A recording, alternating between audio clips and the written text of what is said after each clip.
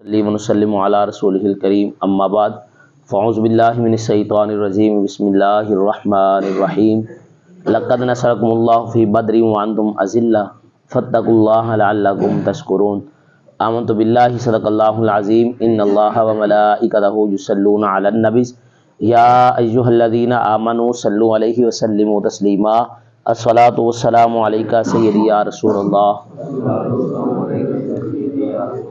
الصلاۃ والسلام علیکہ سیدی یا حبیب اللہ۔ آج 17 رمضان المبارک ہے اور اسلام کے پہلے غزوہ کا یہ دن ہے۔ اس سے پہلے جب رسول اللہ صلی اللہ علیہ وآلہ وسلم نے اعلان نبوت فرمایا تو کفار آپ کے خلاف ہو گئے، لیکن اللہ خالق کائنات کی طرف سے جہاد کی اجازت نہیں تھی، حکم نہیں آیا تھا بھی جہاد کا۔ کفار کے ظلم برداشت کیے لیکن جہاد کا حکم پھر بھی نہیں آیا۔ پھر رسول اللہ صلی اللہ علیہ وآلہ وسلم نے مکہ چھوڑا، ہجرت فرمائی، مدینے میں چلے گئے۔ کفار نے پھر بھی سکون سے نہ بیٹھنے دیا، چونکہ یہ عالم کفر کی شروع سے عادت ہے کہ یہ مسلمانوں کو یہ خود جتنے ظلم کریں انہیں وہ ظلم نظر نہیں آتے، لیکن اگر مسلمان واپس پلٹ کے ان پہ وار کرے تو یہ پھر مسلمانوں کو دہشت گرد اور پتہ نہیں پھر کیا کیا کہنا شروع کر دیتے ہیں۔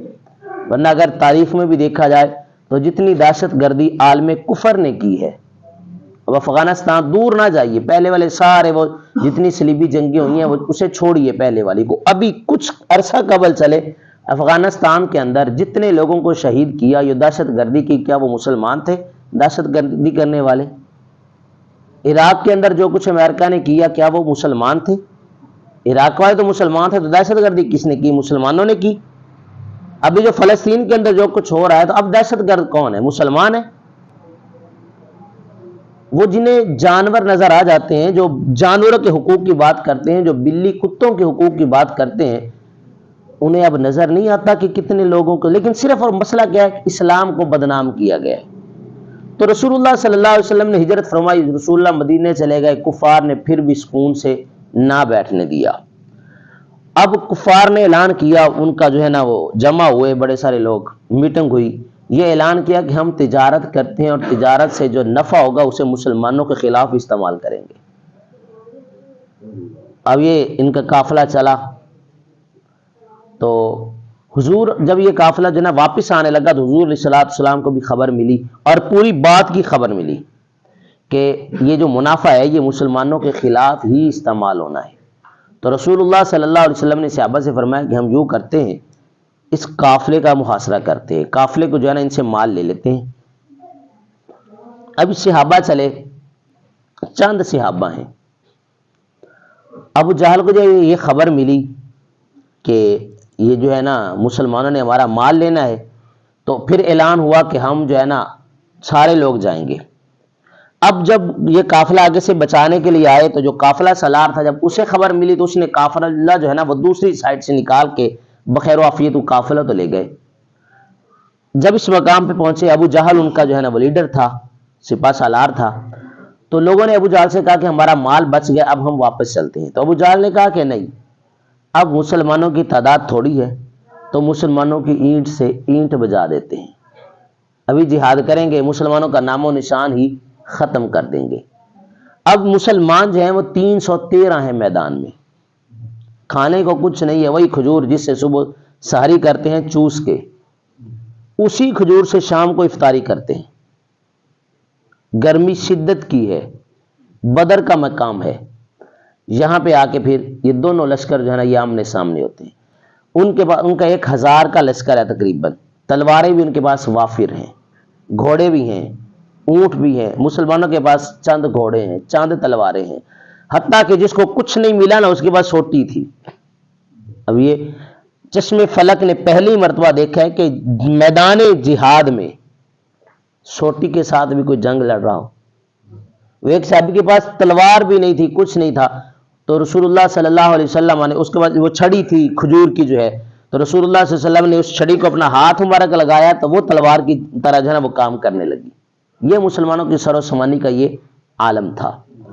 رسول اللہ صلی اللہ علیہ وآلہ وسلم نے جو ہے نا سر سجدے میں رکھ کے اللہ کی بارگاہ میں دعا کی، اللہ یہ مٹھی بھر مسلمان ہیں، آج اگر یہ مغلوب ہو گئے نا تو پھر قیامت تک تیرا نام لینے والا کوئی نہیں بچے گا۔ اللہ خلق کائنات نے پھر قرآن مجید کی آیات نازل فرمائی، فرمایا محبوب صلی اللہ علیہ وسلم اگر آپ کے غلام ثابت قدم رہے تو اللہ 3000 فرشتوں سے آپ کی مدد فرمائے گا، 5000 فرشتوں سے آپ کی مدد فرمائے گا۔ اب جو میں نے آیت کریمہ پڑھی ہے اس میں بھی اللہ خلق کائنات یہی فرما رہے ہیں، وَلَقَدْ نَصَرَكُمُ اللَّهُ بِبَدْرٍ وَأَنْتُمْ أَذِلَّةٌ، اللہ نے بدر میں تمہاری مدد کی جب تم کمزور تھے۔ فَاتَّقُوا اللَّهَ، اللہ سے ڈرو، لَعَلَّكُمْ تَشْكُرُونَ، تاکہ تم شکر گزار بندے بن جاؤ، شکر کرنے والے بن جاؤ۔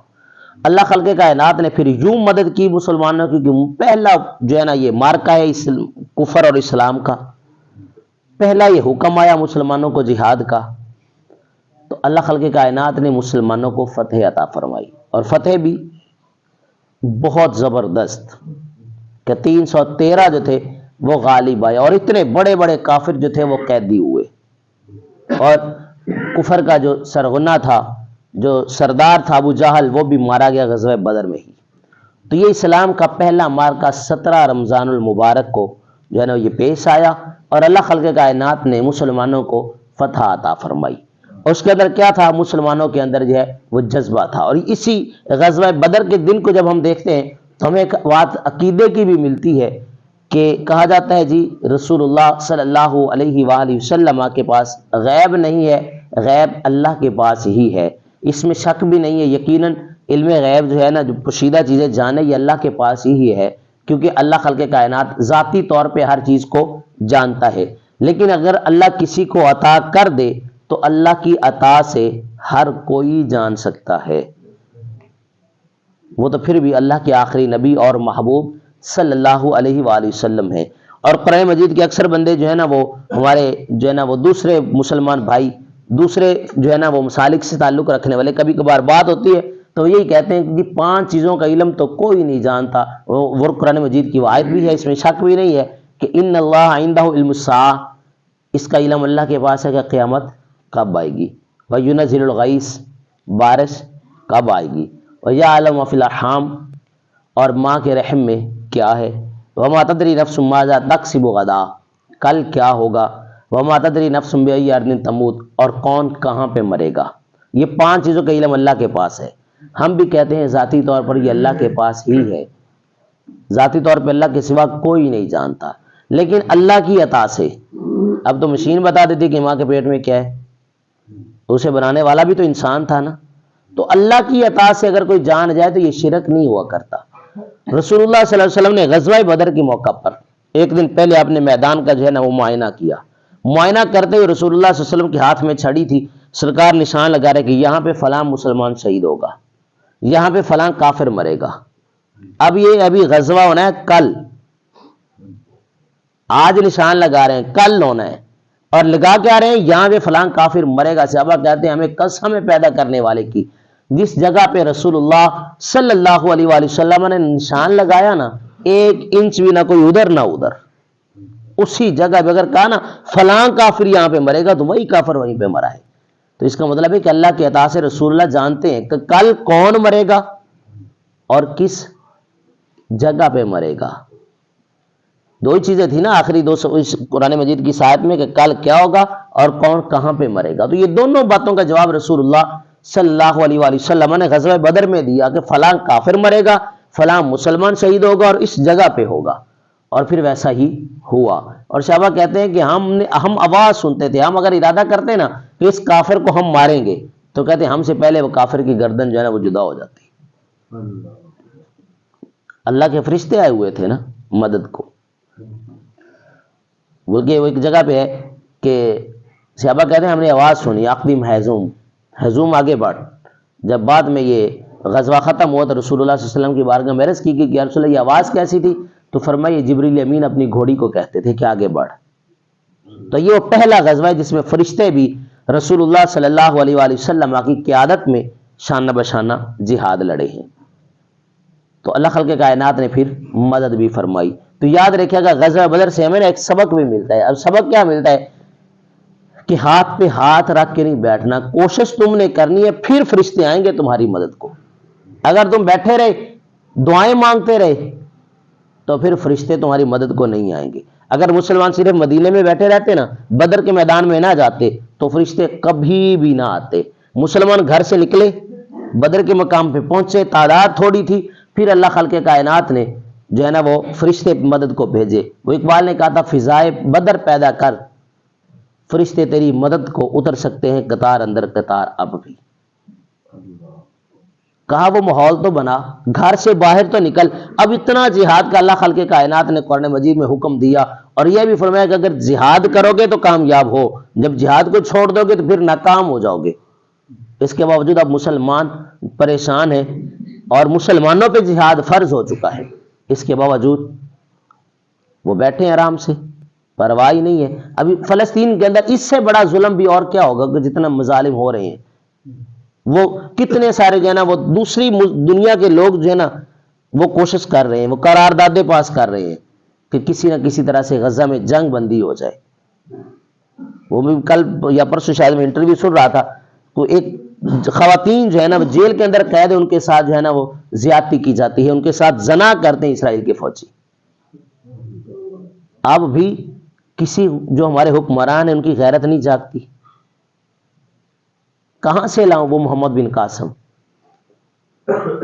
کہاں سے لائیں سلطان صلاح الدین ایوبی؟ اب تو جہاد فرض ہو چکا ہے مسلمانوں پہ، اس کے باوجود 57 اسلامی ممالک اور خرگوش کی نیند جو ہے نا وہ سو رہے ہیں مزے لے کے، پرواہ ہی نہیں ہے۔ تو یاد رکھیے گا مسلمان تب تک ہی غالب تھے جب تک مسلمان جہاد سے پیار کرتے تھے، تلوار سے پیار کرتے تھے۔ اور رسول اللہ صلی اللہ علیہ وسلم کا جب وصال ہوا نا، کفن کے پیسے نہیں تھے لیکن گھر میں تلواریں پھر بھی تھیں۔ یہ پیغام دیا ہے رسول اللہ صلی اللہ علیہ وسلم نے کہ سنو، ہتھیار جو ہے، اسلحہ جو ہے یہ تمہارا طاقت ہے، یہ تمہارے پاس ضرور ہونا چاہیے۔ لیکن ہم کہتے ہیں جی امن، بس اسلام امن کا درس دیتا ہے، ہم نے کیا کرنا ہے لڑائی لڑ کے؟ جب مسلمان جہاد لڑتے تھے تب مسلمان غالب بھی تھے، جب جہاد کو چھوڑ دیا تو پھر غالب نہیں، پھر مغلوم بھی ہو گئے اور مظلوم بھی ہو گئے۔ وہ کسی نے کہا تھا کہ بیچ کر تلواریں خرید لیے مسلح ہم نے، بیچ کر تلواریں خرید لیے مسلح ہم نے، بیٹیاں لٹتی رہیں اور ہم نماز پڑھتے رہے۔ اب عزتیں پامال ہو رہی ہیں اور ہم جو ہے نا ہم کہتے ہیں دعاؤں سے سارا کچھ ہوگا۔ یاد رکھے گا کچھ پہلے ہمت کرنی پڑتی ہے اور پھر جو ہے نا وہ دعائیں بھی رنگ لاتی ہیں۔ تو اللہ خالق کائنات کی بارگاہ میں یہ دعا ہے کہ اللہ خالق کائنات ہماری حاضری کو اپنی بارگاہ میں قبول فرمائے، اور غزوہ بدر کے صدقہ میں جتنے مسلمان شہید ہوئے ان کے صدقہ میں اللہ خالق کائنات مسلمانوں کی مدد فرمائے اور ہمارے حکمرانوں کو ہدایت عطا فرمائے۔ آمین۔ وآخر دعوانا ان الحمد للہ رب العالمین۔